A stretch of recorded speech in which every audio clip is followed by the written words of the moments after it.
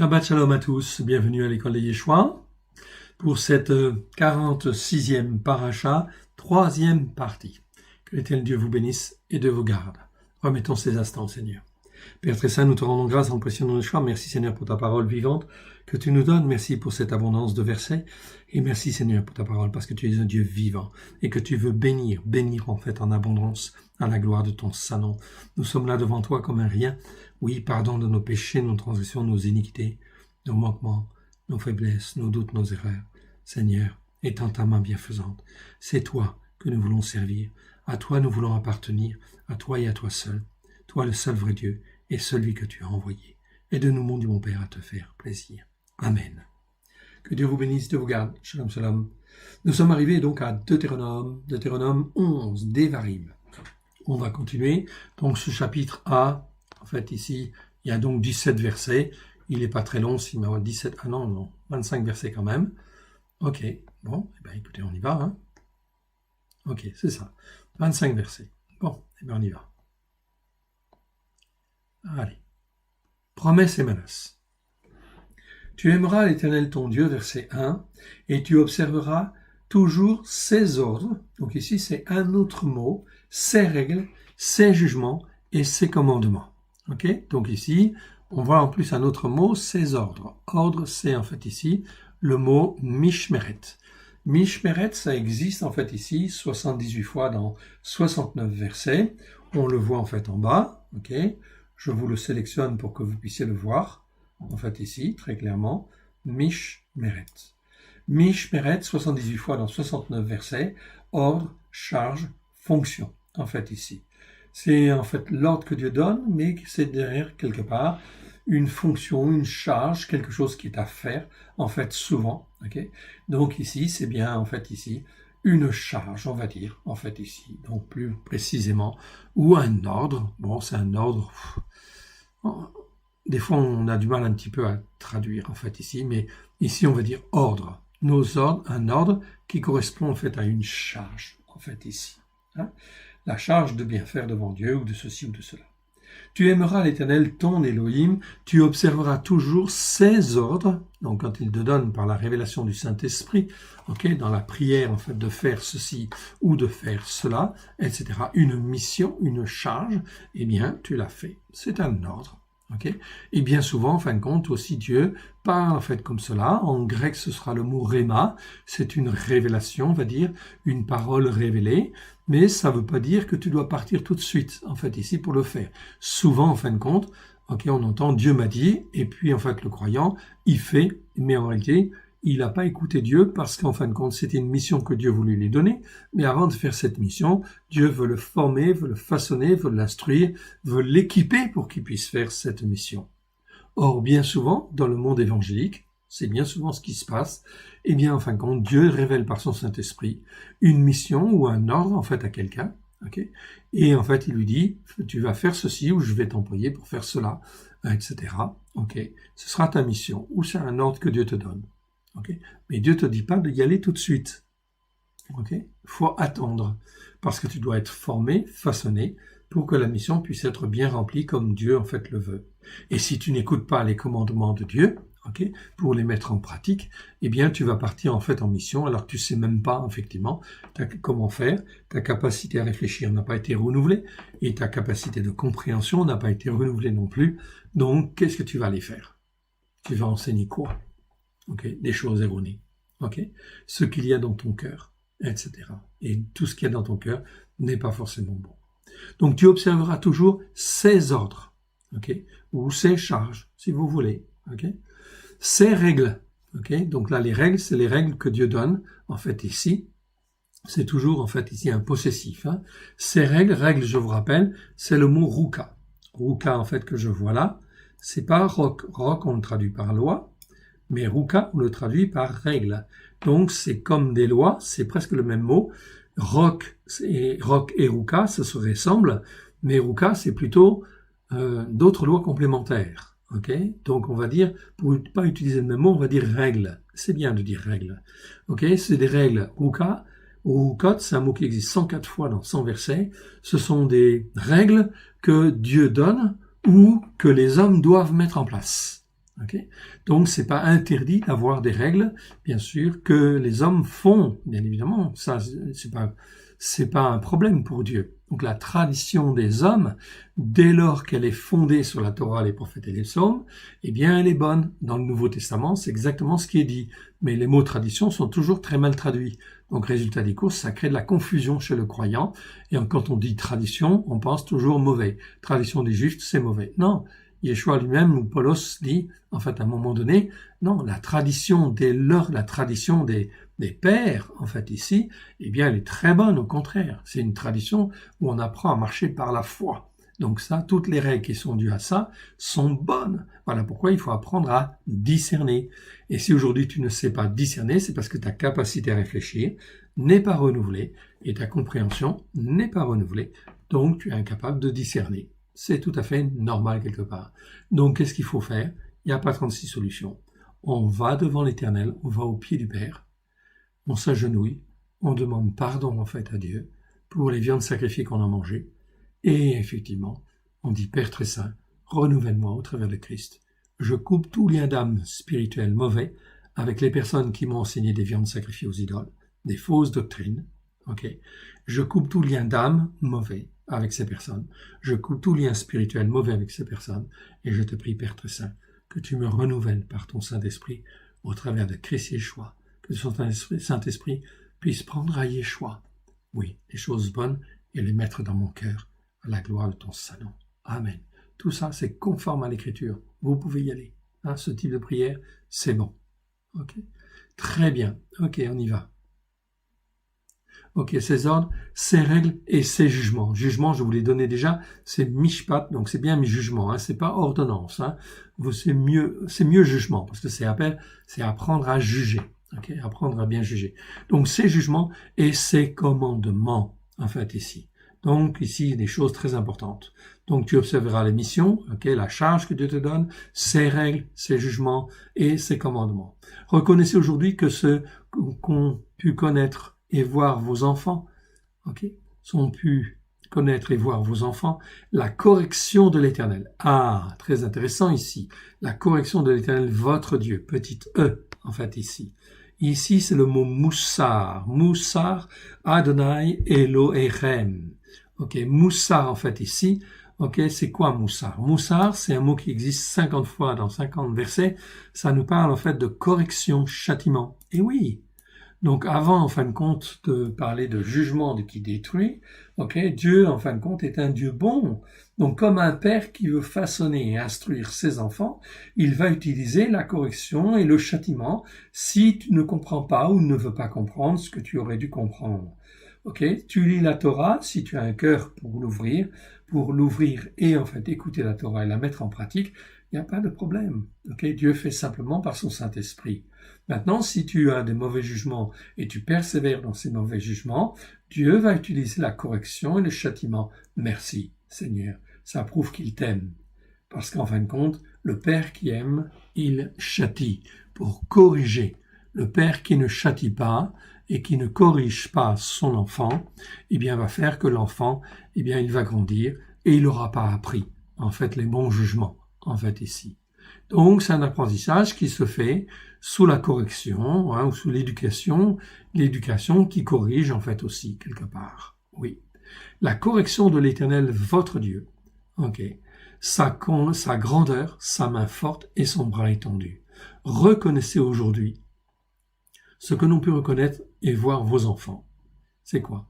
C'est que c'est la correction de l'Éternel, ok, qui est là, votre Elohim. Okay, tous les événements que nous avons, dès lors que nous donnons notre cœur et notre vie à Yeshua, tout ce que nous vivons ne sont que des épreuves pour nous façonner et nous instruire.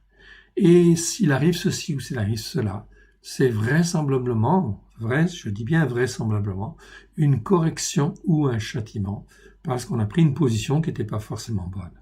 Ce n'est pas mauvais, ça veut dire qu'en fait Dieu corrige afin de nous remettre droit. Ok, c'est important. Et c'est ça qui est important. Ici, à cette nouvelle génération, Dieu dit en fin de compte, reconnaissez aujourd'hui la correction de l'Éternel, votre Dieu, sa grandeur, son bras étendu et sa main forte et son bras étendu.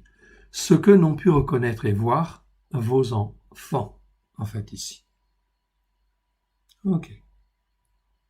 Ces signes, ces actes qu'il a accomplis au milieu de Misraïm, contre Pharaon, roi de Misraïm, et contre tous ces pays. Les signes et les prodiges, les signes et les actes, en fait, ici.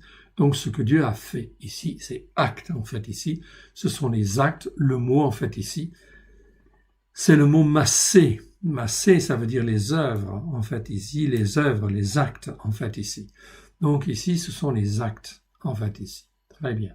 Les actes qu'il a accomplis au milieu de Misraïm, contre Pharaon, roi de Misraïm, et contre tout son pays. Reconnaissez ce qu'il a fait à l'armée de Misraïm, à ses chevaux, à ses chars, comme il a fait couler sur eux les eaux de la mer Rouge lorsqu'il vous poursuivait et les a détruits pour toujours. Ce qu'il vous a fait dans le désert jusqu'à votre arrivée à ce lieu.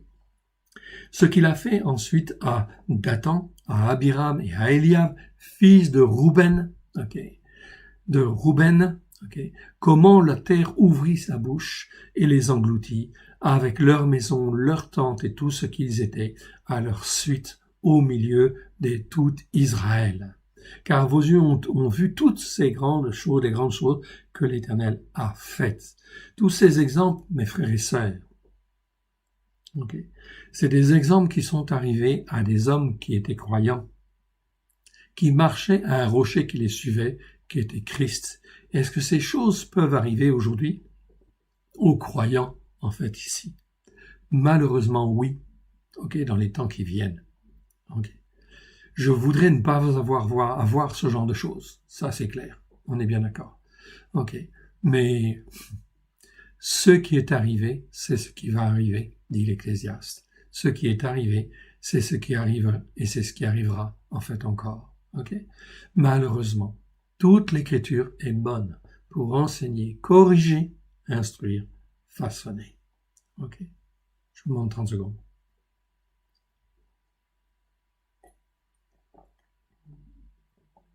Ainsi, vous observerez tous les commandements que je vous prescris aujourd'hui, afin que vous soyez fortifiés, que vous alliez vous emparer complètement. Ici, c'est emparer, mais complètement. Le verbe est en fait ici un accompli, donc ça veut dire qu'au moment où on parle, c'est accompli. Donc ici, de vous emparer complètement du pays que vous allez traverser pour en prendre possession. Pourtant, ils vont traverser pour en prendre possession, mais dans le plan de Dieu, c'est déjà accompli. D'accord? Donc cet accomplissement de Dieu, il peut se réaliser et il va se réaliser. Regardez bien ce qui se passe. Vous emparez complètement du pays. Donc complètement du pays de la promesse quand vous allez traverser pour en prendre possession. Si vous écoutez ces commandements, ces règles, ces jugements, ces ordres pour les mettre en pratique. Donc ici, on voit bien qu'il y a bien un accompli en fait ici dans le plan de Dieu. La chose est accomplie dans le plan de Dieu. C'est déjà accompli. Donc si tu obéis, tu vas rentrer dans cet accomplissement. Oui, tout à fait. Mais si tu n'écoutes pas, eh bien, c'est ça qui va se passer en fait ici. Donc on voit bien en fait ici que pour chacun de nous, en fait ici, Dieu a un accomplissement. Oui, bien sûr, mon frère, ma sœur. Dès lors que tu appartiens à Christ, Dieu veut se servir de toi. Et en fin de compte, à ton niveau, Dieu, en fin de compte, a un accomplissement, a prévu des choses pour toi qu'il a déjà accomplies. Ça fait partie de son plan. Et son plan, en fin de compte, il est déjà là pour toi. Dès lors que tu donnes ton cœur et ta vie à Yeshua, Dieu a un plan pour toi. Il a prévu des œuvres, des actes qu'il va faire au travers de toi. Pour que tu sois lumière comme lui le veut et que tu puisses accomplir sa volonté. C'est pas beau? À tous les niveaux, que tu sois en fin de compte, un grand ou un petit, etc., peu importe. À ton niveau, Dieu veut se servir de toi. La seule chose qu'il te demande, c'est d'écouter, de mettre en pratique ses lois, ses règles, ses commandements, ses jugements, et d'obéir à ses charges, c'est-à-dire les missions qu'il te donne, les charges qu'il te donne. Si tu fais ça avec humilité de cœur, par la puissance du Saint-Esprit, Dieu va agir, au nom de Christ et par Christ. Pour cela, tout est accompli. Christ a tout accompli à la croix pour que s'accomplisse le plan que Dieu a prévu pour toi. Et il va le faire. Et il sait comment faire. Ok? Donc, marche. Tout ce que tu dois faire, c'est apprendre à marcher par la foi. Ok? Dans les voies de Dieu. Comme Abraham a marché. Et afin que vous prolongiez vos jours, que vous preniez possession du pays, et afin que vous prolongez vos jours dans le pays que l'Éternel a juré à vos pères de vous donner, à eux et à leur postérité, pays où coule le lait et le miel. C'est un pays où coule le lait et le miel. Car le pays dont tu vas entrer en possession n'est pas comme le pays de Mitzraïm, c'est-à-dire comme en fait le pays dans lequel on vivait nous-mêmes, en fait pareil. C'est pas du tout le même genre de choses. C'est une dimension spirituelle où tout se fait en fait ici beaucoup plus facilement. D'où vous êtes sortis, où tu jetais dans les champs ta semence et les arrosais avec ton pied comme un jardin potager. Dieu est en train de te dire que tu n'as pas besoin d'être comme dans le jardin d'Égypte, okay, dans le pays d'Égypte, où là, tu es obligé de faire des canaux, puis de pousser l'eau en fin de compte, etc., de faire venir l'eau pour qu'en fait ça vienne dans tes champs. Dieu bénissait quand même, etc. Mais ici, en fin de compte, non, c'est même pas la même chose. Dans le pays de la promesse, ok, tu n'as même pas besoin de faire ça. Ok, tu jetais dans les champs ta semence et tu les arrosais avec ton pied comme un jardin protégé. Le pays que vous allez posséder est un pays de montagnes et de vallées, qui boit les eaux de la pluie du ciel. Donc la pluie est une bénédiction en réalité. C'est un pays dont l'Éternel ton Dieu prend soin, sur lequel l'Éternel ton Elohim a continuellement les yeux du commencement à la fin de l'année. Okay? Et c'est exactement cela. Au jour d'aujourd'hui, sur la terre d'Israël, en Israël, l'Éternel, okay, Dieu, a en fait continuellement les yeux du commencement de l'année à la fin de l'année. Et verset 13, si vous obéissez à mes commandements que je vous prescris aujourd'hui, si vous obéissez l'Éternel votre Elohim, et si vous le servez de tout votre cœur et de toute votre âme, je donnerai à votre pays la pluie en son temps, la pluie de la première et de la dernière saison. Okay. Et tu recueilleras ton blé, ton mou et ton huile. Je mettrai aussi dans tes champs de l'herbe pour ton bétail, tu mangeras et te rassasieras. Gardez-vous. Hein, c'est très important. Donc, on voit une bénédiction très grande. Est-ce qu'Israël aujourd'hui, en fait, obéit au commandement de Dieu? Non, pas complètement. Bien sûr, parce qu'il y a une lutte, en fait, ici, entre les religieux, les non-religieux, tout ça. Ok, on voit que Israël, le peuple, en fait, ici, n'est pas, en fait, dans des enseignements, en fin de compte, qui sont saints devant Dieu quelque part. Ok, pourquoi? Parce qu'on est en fait dans l'enseignement des pharisiens. La tradition juive en fait là-bas, c'est l'héritage des pharisiens du 1er siècle. Voilà pourquoi ça pose en fait problème, bien sûr, aux juifs en fait eux-mêmes qui ne veulent pas de cette tradition parce qu'elle est trop dure, trop lourde, etc. Et ça se comprend. Mais ils n'ont pas la révélation encore de Christ Yeshua et c'est très important qu'il l'ait. Voilà pourquoi c'est très important de prier, d'intercéder pour que, en fin de compte, des groupes messianiques, des cellules messianiques, des assemblées messianiques et, en fin de compte, des synagogues messianiques soient bien ancrées sur la Torah, les prophètes et les psaumes. Aujourd'hui, il y a bien des assemblées messianiques, oui, mais elles ne sont pas sur la Torah, les prophètes et les psaumes comme elles devraient l'être. Oh oui, bien sûr, ok. C'est vraiment une grâce de l'Éternel que notre Dieu nous fait connaître. Il y en a quand même une, je vous donnerai pas le nom, je n'ai pas à faire la publicité en fait ici, ok. Il y a quelques assemblées, oui, bien sûr, même de par le monde, en fait, qui sont vraiment ancrés sur la Torah, les prophètes et les psaumes. Okay. Et ça existe et ça sera un témoignage. Ces assemblées vont grandir et elles vont faire des petits en fait aussi, etc. Ok, ça existe. Okay. Ce que nous vous enseignons là, au travers de l'école de Yeshua, ce n'est pas autre chose que ce que l'on trouve en fait aussi dans d'autres assemblées messianiques dans certains pays. Oui, bien sûr. Ok. Nous ne les connaissons pas tous, mais nous savons en fait, et eux savent et nous connaissent en fait aussi. Okay. Et nous encouragent. Donc nous sommes sur la bonne voie. Ok, donc je vous encourage, vous n'êtes pas seuls, nous ne sommes pas seuls, en fait, ici. Verset 14. Ok, je donnerai à votre pays la pluie en son temps, la pluie de la première et de l'arrière-saison, ok, pour que tes semences puissent germer, puis tes semences puissent bien mûrir comme il faut. Tu recueilleras ton blé, ton mou, ton huile, ok. C'est la bénédiction, bénédiction, bénédiction. Je mettrai aussi dans tes champs de l'herbe pour ton bétail. Donc Dieu pense, en fait, ici, ok, il va rajouter en fait des choses. Tu mangeras et te rassasieras. Gardez-vous de laisser séduire votre cœur. Quand ces choses-là, en fait, arrivent, ok, il faut vraiment faire attention à ce qu'on a dans le cœur. Parce que notre cœur a tendance à s'enorgueillir, à dire, c'est moi qui ai fait, en fin de compte, cela. C'est par ma justice que j'ai obtenu ces choses-là. Non, ne dis jamais ces choses-là. Okay. Gardez-vous de vous laisser séduire votre cœur. Ok, c'est même pas séduire, c'est égarer plutôt. Mais en fait, on a de vous détourner derrière, donc c'est bon. De servir d'autres dieux, de vous prosterner devant eux. La colère de l'Éternel s'enflammerait alors contre vous. Ok, c'est pas la fureur ici, mais la colère. Ok, il fermerait les cieux et il n'y aurait point de pluie. La terre ne donnerait plus ses produits et vous périrez promptement dans le bon pays que l'Éternel vous donne. C'est très important ici. La colère, ça peut entraîner en fait la fermeture du ciel, en fait ici, où le Dieu n'écoute plus et le ciel ne donne plus, en fin de compte ici, la pluie. Donc, tu vas avoir faim, ça donnera plus de produits et puis tu vas mourir, en fait ici. Ok, c'est ce que Dieu dit, en fait ici, très clairement. On continue ici, verset 18. Mettez dans votre cœur et dans votre âme ces paroles que je vous dis. Ici, Dieu dit, mettez dans votre cœur et dans votre âme ces paroles que je vous dis. Voilà pourquoi Dieu dit, en fait, ici, il va faire une alliance nouvelle. Jérémie 31, 33, au travers de Christ, voici ce que Dieu, en fin de compte, va faire. Il va dire, maintenant, je vais faire une alliance nouvelle au travers de Christ.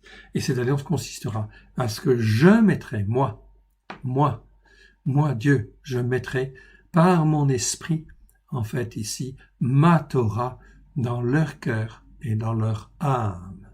Exactement, en fait, ici.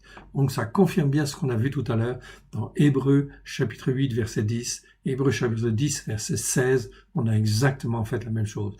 Mettez dans vos cœurs et dans votre âme ces paroles que je vous dis. Vous les lirez comme un signe, sur vos mains, et elles seront comme des frontaux entre vos yeux. Ça veut dire que systématiquement, tu dois les lier, en fait, ici. Tu peux le faire, les Juifs le font d'une manière littérale, en fait, ici. C'est bien si le cœur y suit. Bon, c'est pas un problème. Mais ça sert à rien de le faire si ton cœur, en fait, y suit pas. Ça veut dire lier, en fin de compte, ici. Ça veut dire que tout ce que tu fais doit être, en fait, empreint de la parole de Dieu. Vous les lirez comme un signe sur vos mains et elles seront comme des frontaux sur vos yeux. C'est-à-dire tout ce que tu fais, tout ce que tu penses, ici c'est les yeux pour que tu puisses voir. En fait ici, ces paroles doivent être là. Donc Dieu dit, ça, moi je vais l'inscrire. Si tu le veux, je veux l'inscrire en fin de compte dans ton cœur et dans ton esprit, en fait ici, dans ta capacité à réfléchir, en fait ici. Donc ici c'est très important.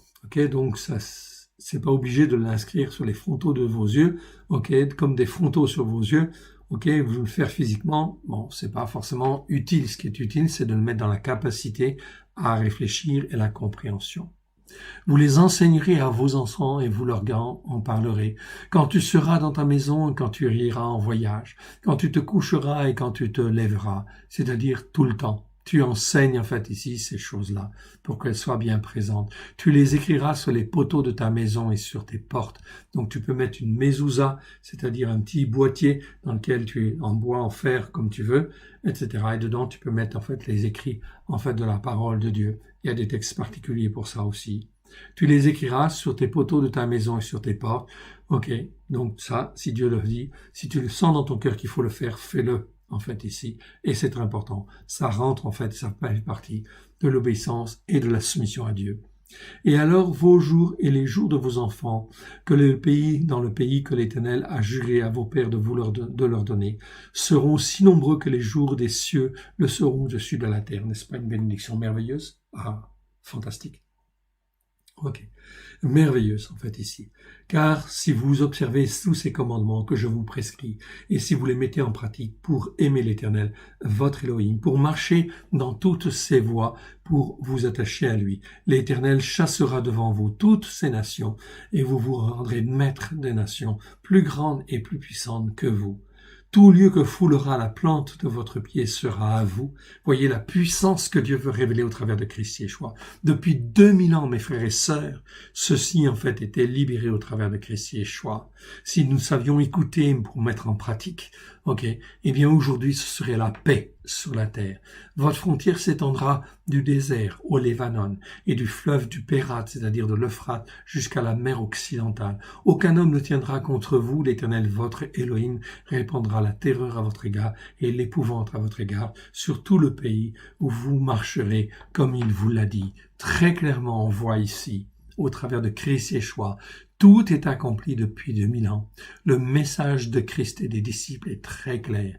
Tout est accompli pour que si les hommes et les femmes ouvrent leur cœur, écoutent la Torah et la mettent en pratique, avec grâce et vérité, l'onction de Dieu puisse venir avec puissance et répandre en fait ici la paix sur la terre.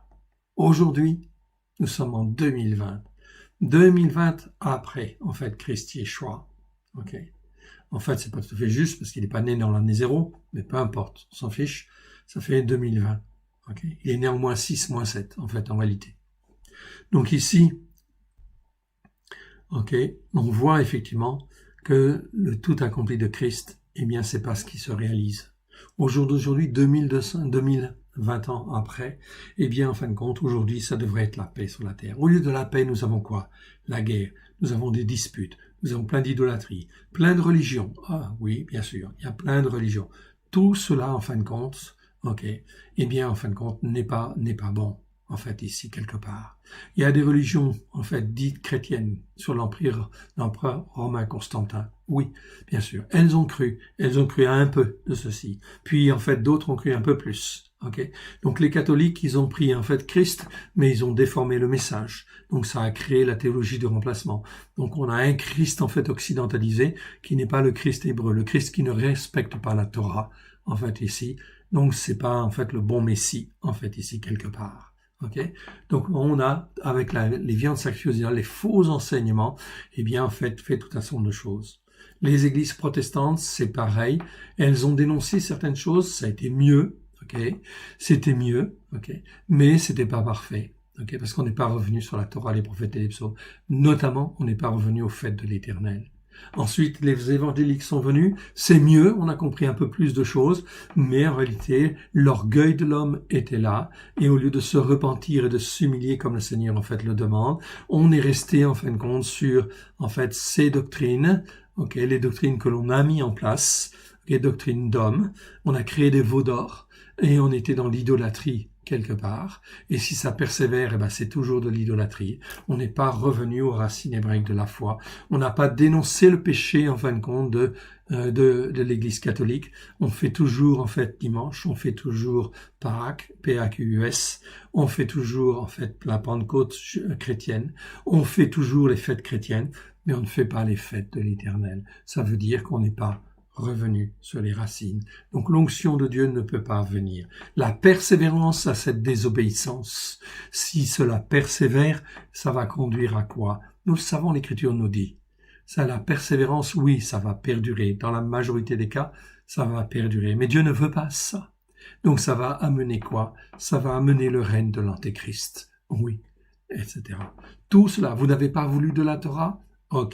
Alors Dieu dit dans Thessaloniciens, puisque ne vous n'avez pas voulu de la Torah, alors paraîtra l'impie. C'est pas marqué l'impie, c'est paraîtra le sans Torah. Celui qui est le sans Torah viendra régner sur le monde pendant 7 ans. Mais d'ici là, beaucoup de choses vont se passer. Et Dieu va en fait envoyer un certain nombre de plaies et en fait un certain nombre de catastrophes financières, politiques, autres, etc. Tout ça dans le but de revenir à lui, de se poser les bonnes questions.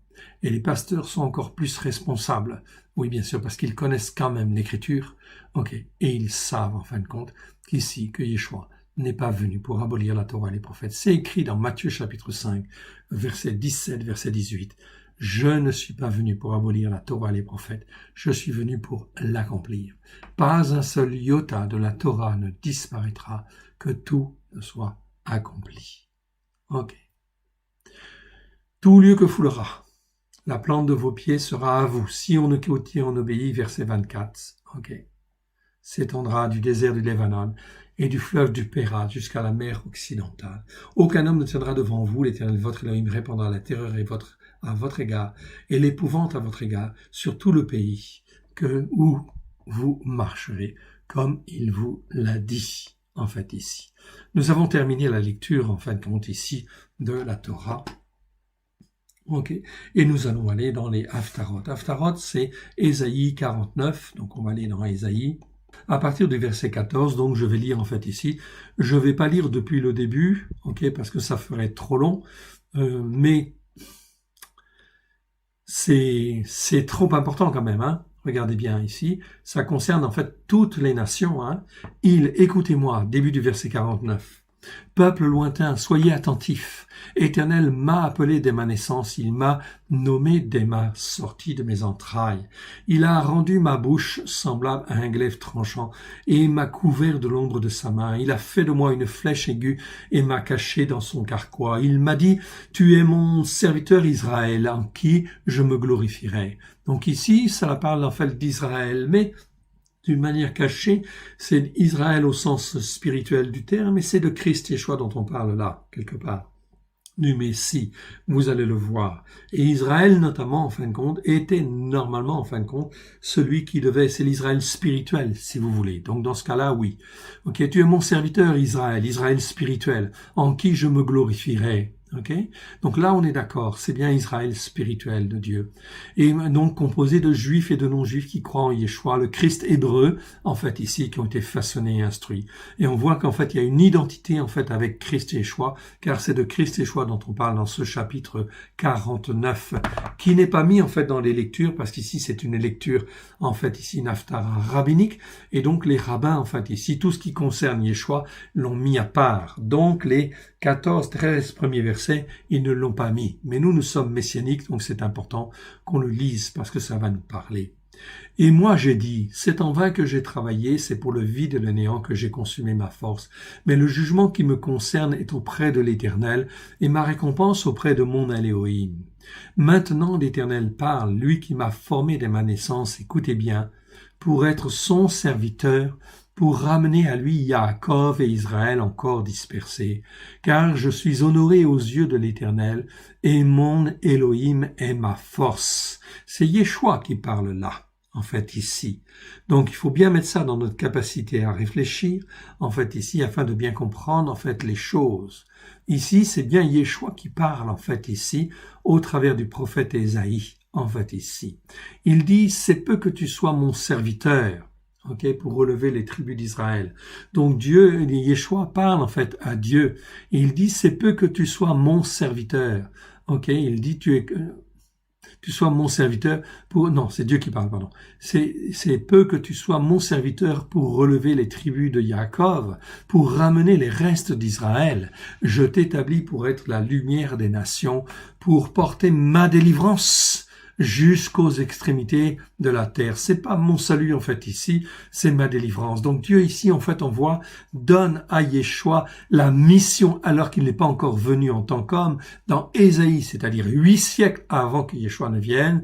Ok, Yeshua a reçu sa mission en fait ici, il l'avait reçue avant, mais en fait ici elle est confirmée au travers du prophète Ésaïe, ok, pour porter en fait ici la lumière auprès des nations. C'est pour ça qu'en fait c'est très important en fait ici, l'Israël spirituel de Dieu est composé de juifs et de non-juifs, de juifs qui viennent des 12 tribus d'Israël, de Yaakov et aussi des gens des nations. Ainsi parle l'Éternel, le Rédempteur, le Saint d'Israël, celui qu'on méprise et qui est considéré comme une abomination devant le peuple, à l'esclave des puissants, des rois, le verront et se lèveront, des princes et ils se prosterneront à cause de l'Éternel qui est fidèle, du Saint d'Israël qui t'a choisi. On voit bien en fait ici dans ce prophète-là que en fait des rois en fait et des princes vont venir, vont se convertir. Donc il faut que les secousses soient vraiment très sévères en fait ici et elles vont l'être. Mes frères et sœurs, nous rentrons dans une période prophétique, en fait, glorieuse, en fait, ici. Voilà pourquoi il faut apprendre à être attaché à Dieu et rester attaché à Dieu. Ainsi parle l'Éternel. Au temps de la grâce, je t'exaucerai. Au jour de la délivrance, je te secourerai. Je te garderai, je t'établirai pour traiter alliance avec le peuple, pour relever le pays et pour distribuer les héritages désolés. Pour dire aux captifs, sortez. Et à ceux qui sont dans les ténèbres paraissez, ils paîtront dans les voies. C'est pas chemin, ici c'est derrière. Donc c'est les voies. Et ils, en fait, ici, trouveront des pâturages sur tous les coteaux.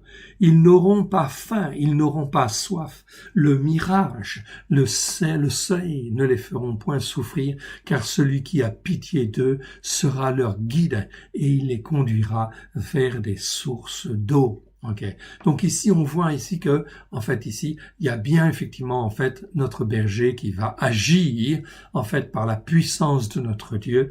Ok. Et effectivement, il y aura des bergers, en fait, ici, et plein de bergers qui vont venir et qui vont être renouvelés. Verset 11. Je changerai toutes mes montagnes en voies. Ok, pas en chemin. Et mes routes seront élevées. Okay? C'est-à-dire pas seulement frayé, mais élevé au sens spirituel du terme, si on comprend en fait le terme. Les voies de Dieu, c'est au-dessus en fait de la compréhension, en fait ici des hommes, bien évidemment. Les voici, ils viennent de loin, les uns du septentrion et de l'Occident, les autres du pays de Sinim. Cieux, écoutez, réjouissez-vous, terre, sois dans l'allégresse, montagne, éclatez d'un cri de joie, car l'Éternel console son peuple, il a pitié de ses malheureux. Ici, toute la terre est prise en témoignage. Cieux, réjouissez-vous, et les cieux aussi, réjouissez-vous, et terre, sois dans l'allégresse. L'Éternel, notre Dieu, va faire les choses, d'une manière merveilleuse pour que son onction vienne, et puisse en sauver un maximum. Et la nourriture sera là pour en fait façonner.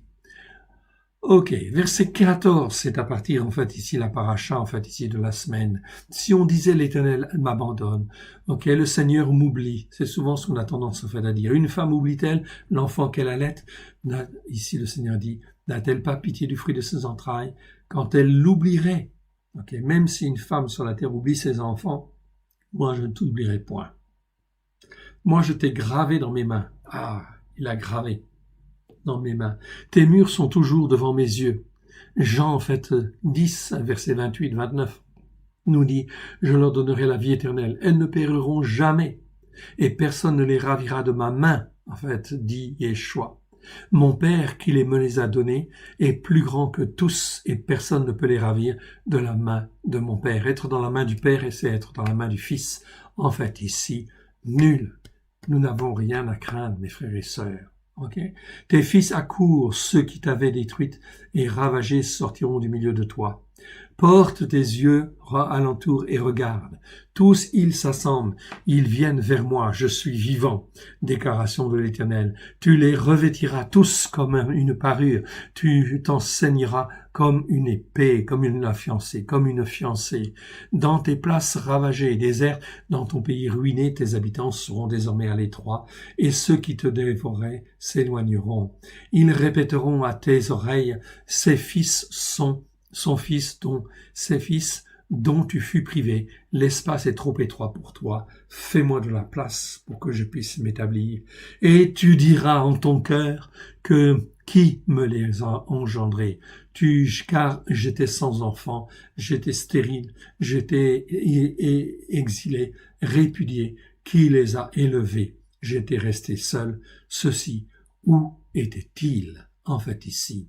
Mes frères et sœurs, c'est une prophétie d'Ésaïe qui va s'accomplir au travers de notre Christ, Yeshua. C'est une parole, en fait, ici, de bénédiction à venir, bien évidemment, qui est très importante. Ainsi a parlé l'Éternel, verset 22. Ainsi parlait le Seigneur l'Éternel. Voici, je lèverai ma main vers les nations. Je dresserai ma bannière vers les peuples. Et ils ramèneront tes fils entre leurs bras, et ils porteront tes fils sur les épaules. Des rois seront tes nourriciers, et leurs princesses tes nourrices. Donc on voit ici que des rois vont se convertir, et qu'il y aura en fait des soutiens importants, en fait ici de la voie messianique, bien sûr, qui va venir. Ils se prosterneront devant toi, la face contre terre, et ils lécheront la poussière de tes pieds, et tu sauras que je suis l'Éternel, que ceux qui espèrent en moi ne seront point confondus. C'est pour ça qu'Israël doit être relevé, bien évidemment, et Israël sera relevé à sa position glorieuse, comme Dieu le veut. Le butin du puissant, lui, sera-t-il enlevé, et la capture faite sur le juste échappera-t-elle? Oui, dit l'Éternel, la capture du puissant, lui, sera enlevée, et le butin du tyran lui échappera. Je combattrai tes ennemis, et je sauverai tes fils. Je me ferai manger à tes oppresseurs leur propre chair. Ils s'enivreront et leur sang comme du mou, et leur sang comme du mou. Et ils s'enivreront de leur sang comme du mou.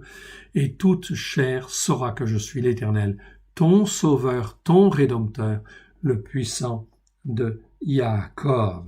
Et on va jusqu'au 51 verset 8. Ok, je suis désolé, je lis un peu. Ok, donc on continue en fait ici. Verset 50, voilà là, chapitre 50. Oui, on va lire. Ainsi parle l'Éternel, où est la lettre de divorce par laquelle j'ai répudié votre mère? Ou bien auquel de mes créanciers vous ai-je vendu?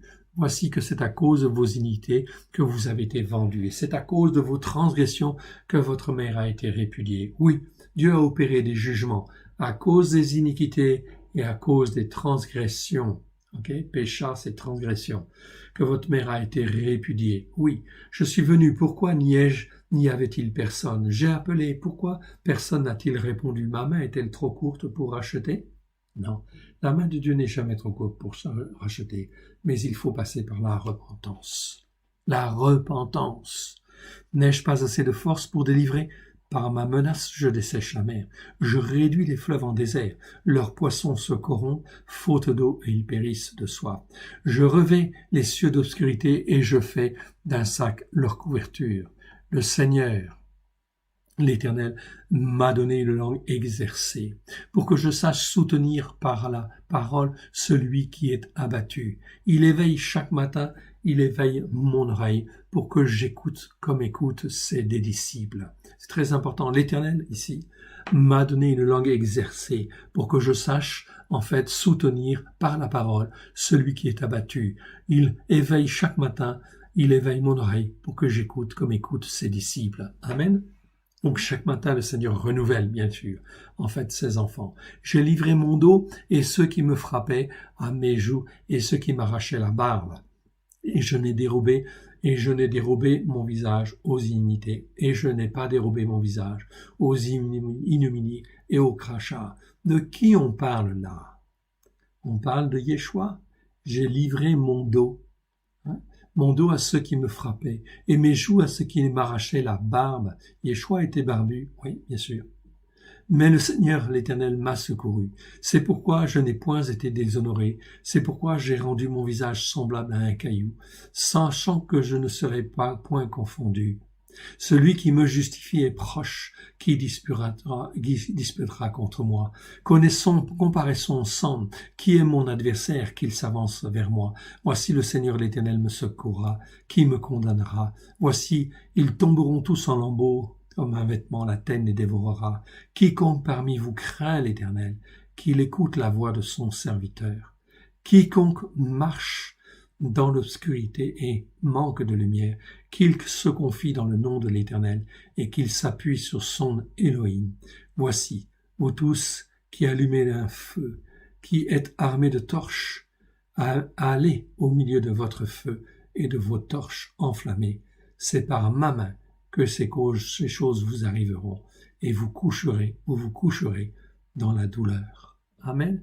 Ici, on parle de Yeshua. Et vous voyez que Yeshua, ici, il marchait en confiance avec Dieu. Il savait qu'il ne serait pas déshonoré. Ok? Et que Elohim, en fait, ici, le sauverait, en fait, ici. Voilà pourquoi nous devons apprendre à marcher dans cette foi immuable qui ne me remet jamais en question, en fait, le salut de notre Dieu. Ok. 51, et on lit les 8 versets, en fait, ici.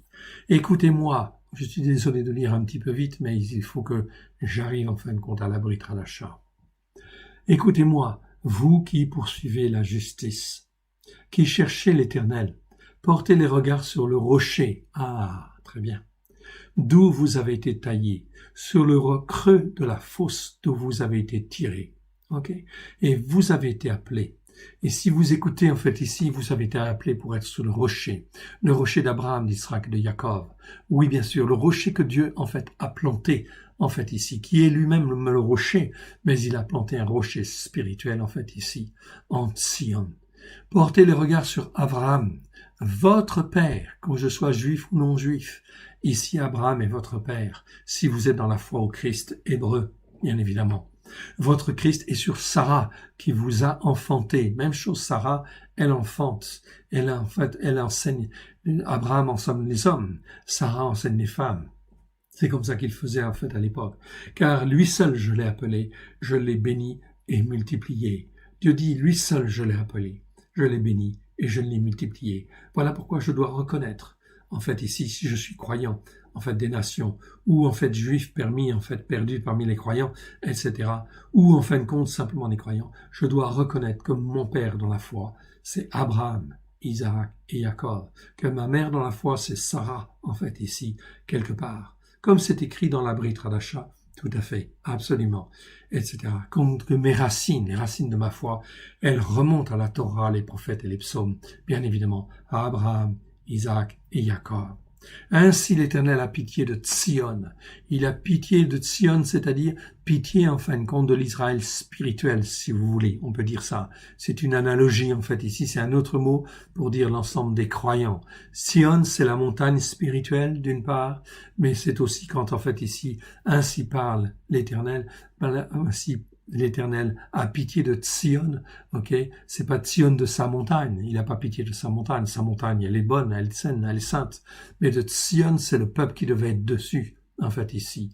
A pitié de Tsion, il a pitié de toutes ces ruines, en fait, ici. C'est l'Israël spirituel de Dieu, la montagne spirituelle de Dieu. Elle est en ruine, en fait, ici. Aujourd'hui, elle est en ruine. Elle est en ruine. La montagne spirituelle de Dieu, elle est en ruine. Pourquoi? Parce que ce n'est pas la montagne catholique, ce n'est pas les montagnes protestantes, ce n'est pas les montagnes évangéliques. Et en fait, aujourd'hui, la montagne de Tsion, elle commence à être remise en place. C'est la montagne, en fait, ici, de ceux qui sont sur les racines hébraïques de la foi. Il y a des prémices et des frémissements à droite et à gauche. À l'école Yeshua en fait partie, oui bien sûr, en fait ici, pour servir en fait ici, sur cette montagne, rien que sur cette montagne. Il rendra son désert semblable à un Éden, ok, vous voyez ici un Éden, ok, et sa terre aride en un jardin de l'Éternel. La joie et l'allégresse se trouveront au milieu d'elle, les actions de grâce et le chant en fait de cantique. C'est pas vraiment action de grâce, mais j'ai pas eu le temps de changer. C'est actions de reconnaissance, plutôt. En fait, ici, bon, c'est similaire. On est d'accord. Mon peuple, sois attentif. Ma nation, prête-moi l'oreille. Car, la Torah sortira de moi et j'établirai mes jugements pour être la lumière des peuples. On pouvait pas être mieux. Ça, c'est un morceau de la Haftarah qui est vraiment très clair. Ok, car la Torah sortira de moi et j'établirai mes jugements, mishpat, Dieu dit, mes jugements, ma manière de juger, pour être quoi? La lumière, en fait, des peuples. Ce mot a été traduit, a été changé dans les traductions, en fait, françaises, et ça a été mis par justice. J'établirai ma justice pour être la lumière des nations, et on te dit que la justice, c'est Christ. Oui, mais au passage, on a supprimé le mot jugement, ok, et on a remplacé ça par un autre mot, et en fait, on enveloppe ça, effectivement, par des fausses doctrines, et en fait, on passe à l'as le fait d'avoir des jugements qui soient des jugements justes. Dieu dit, j'établirai mes jugements justes, ok, parmi toutes les nations, pour être la lumière des peuples, ok, la lumière des peuples. Yeshua est la lumière des nations, la lumière des peuples. Voilà ce qui est écrit ici dans Ésaïe, 8 siècles avant qu'il ne vienne. Okay. Comment a-t-on pu se permettre de modifier les Écritures? C'est pour ça que je suis sûr que ce n'est pas simplement des erreurs d'Écriture, mais derrière, il y a en fin de compte un pouvoir de manipulation qui vise à donner des traductions qui sont faussées, okay, qui sont perverties, pour que les croyants, en fin de compte, soient dans la confusion et, effectivement, ne puissent en fait grandir en maturité spirituelle. C'est pour ça que j'accuse les autorités quelque part. Oui, de connaître un certain nombre de choses. Certains connaissent, d'autres ne connaissent pas, je suis d'accord. Mais au travers de ces enseignements, ils ne peuvent que connaître s'ils veulent connaître. S'ils veulent connaître. Et la repentance est là pour ceux qui le veulent. Dieu a dit ici, car la Torah sortira de moi, et j'établirai mes jugements pour être la lumière des nations, pour être une nourriture pour tous les peuples. Retenez, en fait ici, pour être une nourriture pour tous les peuples. Nous en reviendrons tout à l'heure. Ma justice est proche, mon salut va paraître, et mes braves jugeront les peuples. Yeshua, Dieu parle, en fait ici, au travers de Christ Yeshua. Ma justice est proche, mon salut va paraître. Mes bras jugeront les peuples, et les îles espéreront en moi. Les îles espéreront, les nations espéreront en moi, elles se confieront en mon bras. En fait ici. Si c'est l'Éternel qui parle dans ce verset, les îles espéreront en moi, elles se confieront en mon bras, et le bras en fait ici de l'Éternel, c'est qui? C'est Yeshua, oui bien sûr. Levez les yeux vers le ciel et regardez en bas sur la terre, car les cieux s'évanouiront comme une fumée, la terre tombera en lambeaux comme un vêtement, et ses habitants périront comme des mouches. Les cieux s'évanouiront comme une fumée. Ça, c'est effectivement ce qui va se produire. C'est écrit dans Pierre. La terre n'est pas destinée à, en fait, l'inondation, mais à la destruction, oui, bien sûr, par le feu. Mais ma délivrance ici durera éternellement. C'est pas mon salut ici, même chose en fait ici. Mon salut c'est Yesha, comme vous le voyez en fait ici. Ma justice, mon salut c'est Yesha. Ici c'est le verbe Yesha, le mot Yesha. Ici en fait délivrance, c'est en fait ici c'est le mot Yeshua. Ma délivrance durera éternellement et ma justice par la foi n'aura point de fin.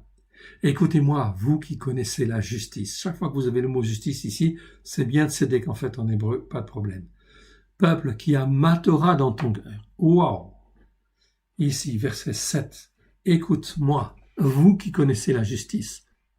Peuple qui a ma Torah dans ton cœur. Ça, c'est l'accomplissement de Jérémie 31, 31, 33 au travers de Christ Yeshua. Peuple qui a ma Torah dans ton cœur. Ne craignez pas l'opprobre des hommes et ne tremblez pas devant leurs outrages.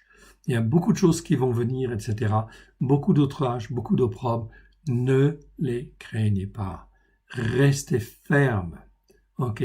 Patient, dans une patience constante et persévérante. Vers, en fait, dans le salut de notre Dieu. Car la teigne les dévorera comme un vêtement et la gerce les rongera comme de la laine.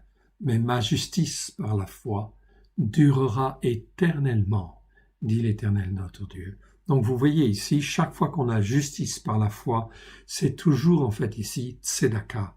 Je vous le montre en fait en bas, en fait ici, tzedaka.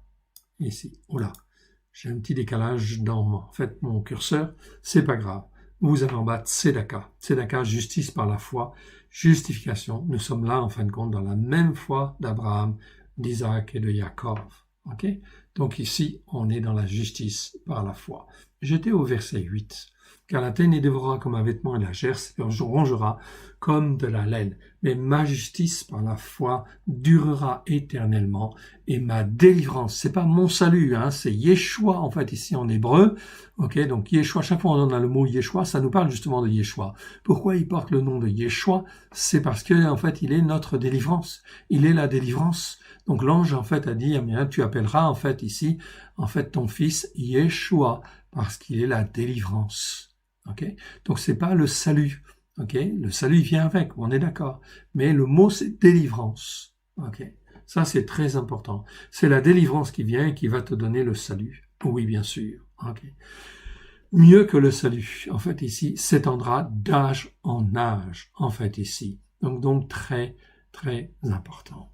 Nous avons fini en fait la lecture de la Haftara, sauf qu'il me manque 119, 123. Donc je vais aller voir. Donc c'est pas le 119 en entier, ça vous l'avez. Vous pouvez le retrouver en fait ici, en fait dans les enseignements. Ici, donc, c'est 123 à 128. Donc, 8 versets. On va aller voir, en fait, ce qui nous est dit. Quelle est cette Haftara qui nous a donné, en fait, ce complément, en fait, de lecture qui nous est donné, en fait, là, bien évidemment. Donc, 123, 128, le voici. En fait, c'est la lettre Aïn. Observe un bon jugement. J'observe un bon jugement. J'observe un bon jugement. Donc ici, le croyant, qu'est-ce qu'il dit? Qu'il s'attache à Dieu et qu'il reste attaché à Dieu. Ok? Donc, j'observe un bon jugement et la justice. Bon, donc ça c'est très bien. Ici, nous avons le mot jugement qui apparaît là. Ok? Le mot mishpat. Donc, j'apprends en fait les jugements de Dieu. J'observe un bon jugement. Ok? Et la justice, en fin de compte, selon Dieu. Ne m'abandonne pas à mes oppresseurs. Prends sous ta garantie le bien de ton serviteur. Ne me laisse pas opprimé par des orgueilleux. Mes yeux languissent après ta délivrance, après la parole que tu m'as révélée de ta justice. Agis envers ton serviteur selon ta bonté. Enseigne-moi tes lois, en fait ici, dit en fin de compte ici le croyant. Je suis ton serviteur, fais-moi comprendre. Ah, eh bien très bien, fais-moi comprendre en fait ici. C'est-à-dire en fait ici, renouvelle ma capacité à réfléchir afin que ma compréhension en fait ici puisse être adéquate. Donc on va dire ici, fais-moi comprendre et non pas en fait rends-moi intelligent ou donne-moi l'intelligence. Non, fais-moi comprendre que ma compréhension puisse être renouvelée. Je connaîtrai tes témoignages. Il est temps que l'Éternel agisse. Oui, il est temps que l'Éternel agisse. Et on le voit, en fait, ici. Il transgresse ta Torah. Covid-19 ici, c'est clair. On est bien dans les temps prophétiques. Okay. Il est temps que l'Éternel agisse. Covid-19, c'est déjà une des premières actions mondiales que l'Éternel, en fait, ici, par lesquelles l'Éternel agit. Pourquoi? Il transgresse ta Torah. C'est pourquoi j'aime tes commandements, plus que l'or, que l'or pur. C'est pourquoi je trouve juste toutes tes instructions. Je hais tout sentier de mensonge. Sentier, on pourrait laisser chemin éventuellement, mais enfin je préfère ne pas laisser chemin parce qu'il y a un autre mot en fait encore en hébreu, c'est native, okay, qui est en fait plus proche de chemin en fait ici. Okay. C'est en fait ici donc des choses plus petites en fait qu'un sentier. Je hais tout sentier de mensonge en fait ici. Voilà pourquoi en fait ici je dois m'écarter de ces choses-là. Bien évidemment. Ici, ce verset, en fait, ici, ce passage, ces 8 versets sont extrêmement importants. Oui, bien sûr. Donc, vous pouvez les mettre dans vos prières. Ok. Verset 126, ici, il est temps que l'Éternel agisse, il transgresse ta Torah. Aujourd'hui, c'est un signe. Hein, le Covid-19, c'est bien, en fin de compte, une alerte. C'est bien un signe, en fait, ici, que Dieu agit sur le monde entier. Okay, pour se faire connaître. Okay. Repentez-vous, car le règne de Dieu est proche. Bien évidemment, cela concerne tout descendant d'Adam. Mais plus je monte, pour les croyants en fait ici, bien sûr, en fait ici, c'est important. Repentez-vous, car le règne de Dieu est proche, parce que nous devons être sur la Torah, les prophètes et les psaumes. Et les responsables spirituels, eh bien Dieu, en fait ici, va les juger. Vont-ils persévérer à manger des viandes sacrifiées aux idoles? Ou des enseignements erronés, ce sera leur choix. Dieu leur laisse le choix. Okay? Un choix, en fait, à faire. Qu'ils puissent se repentir, qu'ils puissent être touchés d'un esprit de repentance. Voilà pourquoi vous devez prier, nous devons prier pour, en fin de compte, ces hommes et ces femmes, afin qu'ils puissent revenir, être touchés d'un esprit de repentance dans ce temps de Covid-19 et, en fin de compte, de ce qui va venir, notamment à la rentrée. Eh bien, effectivement, il est temps, en fin de compte, de prier et d'intercéder. La Brit Hadasha, en fait, ici, on va la voir, c'est donc Marc chapitre 6. Donc, on va aller dans Marc. Marc chapitre 6, donc que j'agrandis. Chapitre 6, verset 53. Ok, donc on va aller dans ce verset 53. 53, c'est pas ici encore. Ok, voilà, nous y sommes. Non, c'est pas 53, c'est... Non, je me suis trompé. 45 à 52, voilà. 45 à 52, et Kev, voilà, c'est ça. 3e Shabbat du 5e mois, c'est bien ça. Ok. Donc, Yeshua marche sur les eaux. Ok. Et les disciples ont le cœur dur. Voilà. Ici, 52, 45 à 52, lisons. Ok. Aussitôt après, donc ça c'est le passage de Marc, de l'Alliance, qui est en relation avec la Torah, les prophètes et les psaumes que nous avons lus. Donc nous devons en fait essayer de comprendre pourquoi ce passage a été en fait coupé ainsi et pourquoi en fin de compte, en fait, quelle est la révélation particulière en fait qui nous est montrée là et qui en fin de compte fait que, en fait ici, eh bien, cela vient compléter tout ce que nous avons vu en fait ici. Eh bien, on va voir. Aussitôt après, il obligea ses disciples à monter dans la barque et passa avant lui et à passer avant lui de l'autre côté en direction de Bethsaïda. Ok, Bethsaïda. Je ne fais pas le commentaire sur le nom des mots, hein? Bethsaïda. Ok. En disant Bethsaïda. Oui. Bethsaïda, c'est si quand même. Enfin, Bethsaïda, c'est. Je voudrais pas être trop long. Ok. Bethsaïda, c'est. Je crois que c'est la maison des figues non mûres. Voilà. Donc ça nous parle. Donc en fait, les disciples, ils s'en vont dans une barque, ok, et ils s'en vont vers en fait une maison, vers la ville Bethsaïda, c'est-à-dire vers la maison des figues non encore mûres. D'accord. Voilà. Ok. Donc c'est spirituellement, ça nous parle. Pendant que lui-même renvoyait la foule. Ok. Donc après, en fait, la multiplication des pains.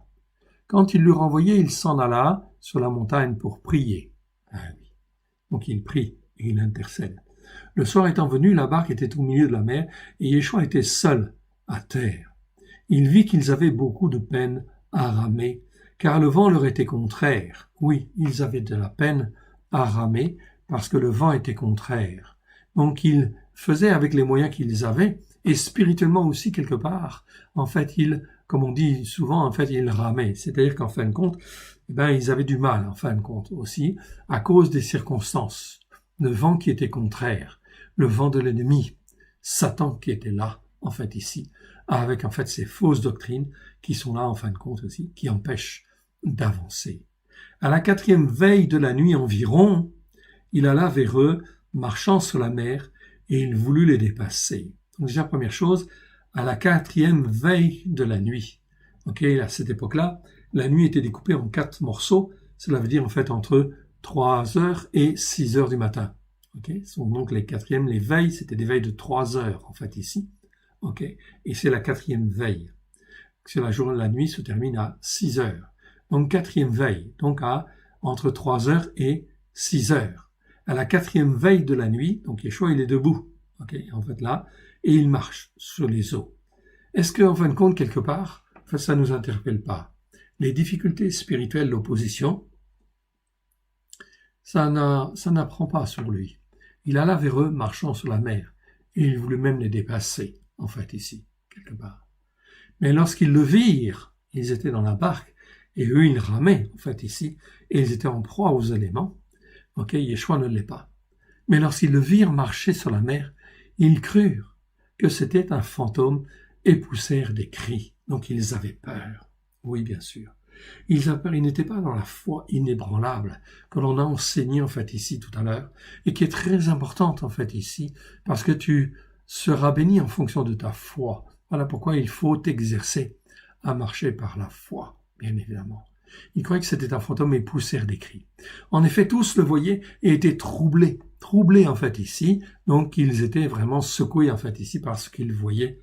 Aussitôt, Yeshua témoigna au milieu d'eux et leur dit « Rassurez-vous, c'est moi ». En fait, nos traductions disent « c'est moi ». En fait ici, n'ayez pas peur. Okay. En grec, c'est écrit « ego émi ». Okay. On est d'accord. On peut traduire littéralement par « c'est moi ». Okay. Mais ici, c'est pas un c'est moi normal qu'il est en train de dire ici. Non. Quand il dit ego émi, en fait ici, d'abord, probablement qu'il n'a pas dit le mot en fait en hébreu, en grec, ego émi. Nous pensons plutôt qu'il a plutôt dit, en fait, il a dit eoye, qui veut dire la même chose en fait en hébreu, mais ça veut dire je suis. Mais eoye, c'est le mot en fin de compte qu'il a utilisé dans le buisson ardent pour se révéler à Moïse. Yeshua s'est révélé à Moïse dans le buisson ardent et il a dit « Eoye ».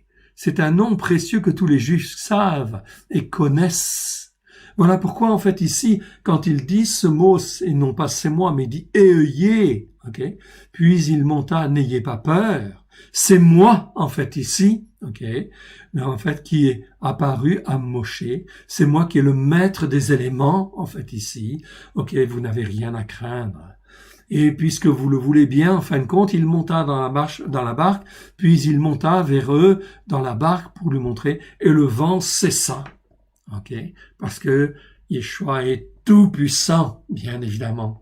Ok, c'est ce qu'on a vu tout à l'heure. En fait, il est tout puissant. Il représente Dieu. Il est le grand, le plus puissant, le terrible en fait aussi quelque part. Ok, les plaies en fait de l'Égypte étaient là parce que c'est lui qui les a répandues. Ok, il avait ses raisons.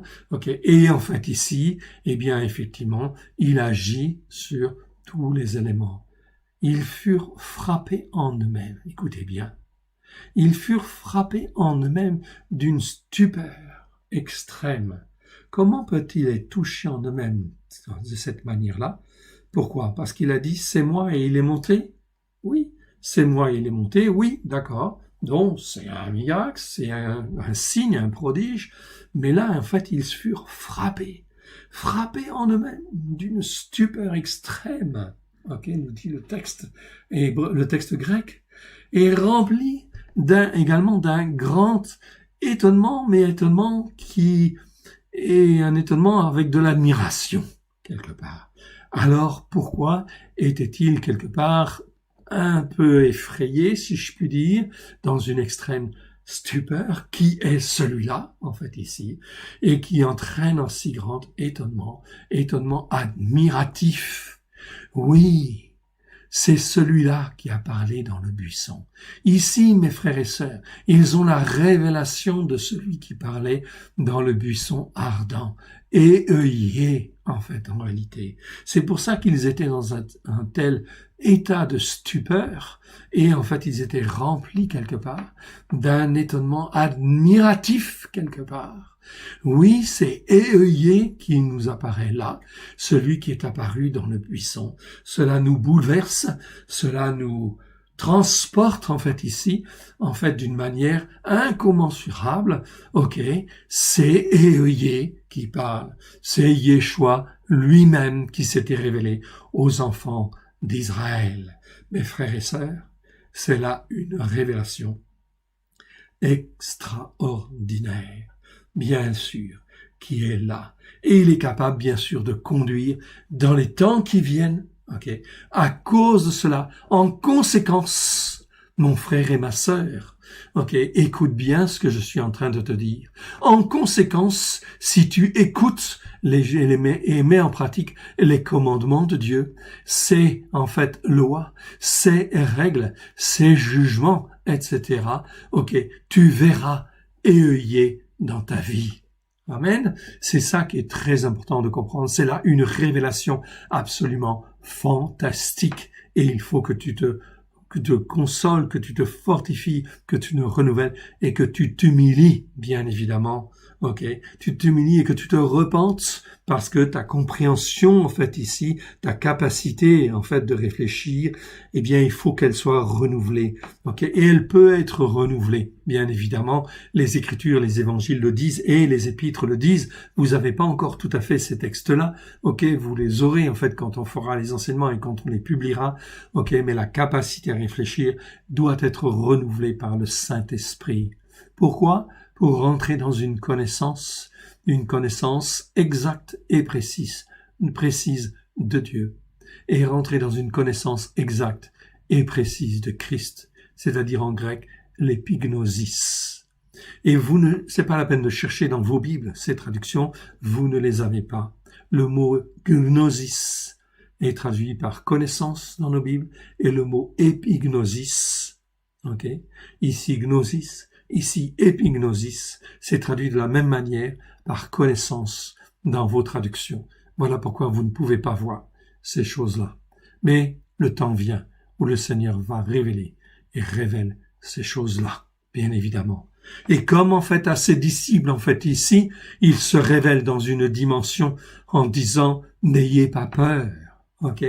Je suis là. » Yeshua dira « Je suis là. » Ok, je suis là pour te conduire, mon frère, ma sœur, et en fin de compte, je suis là dans la tempête qui va venir. Ok, et tout ce qui va venir, ce sont comme des tempêtes. Alors, n'ayez pas peur et soyez tranquille, en fin de compte, là où vous êtes, dans votre demeure, mais écoutez et mettez en pratique les commandements de Dieu. Commencez déjà dans ce que vous comprenez. Ok, et Œillet sera là. Que l'Éternel vous bénisse et vous garde.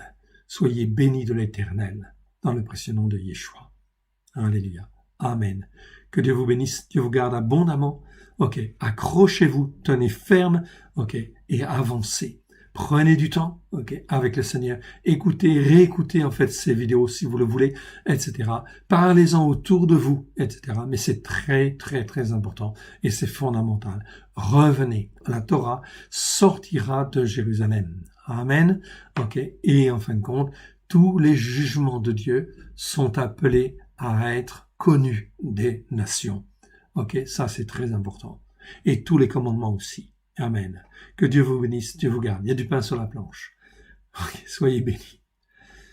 Ok, remets ça au Seigneur. Merci Seigneur de ta bonté, merci Seigneur de ta fidélité. Merci Seigneur pour tout ce que tu nous as donné aujourd'hui au travers de cette paracha. Oh oui Seigneur, nous ne voulons pas perdre une seule miette Seigneur de ta parole à la gloire de ton saint nom. Qu'elle puisse trouver racine dans chacun de nos cœurs et ne pas remonter au ciel sans avoir pleinement accompli ta volonté, mon Dieu mon Père.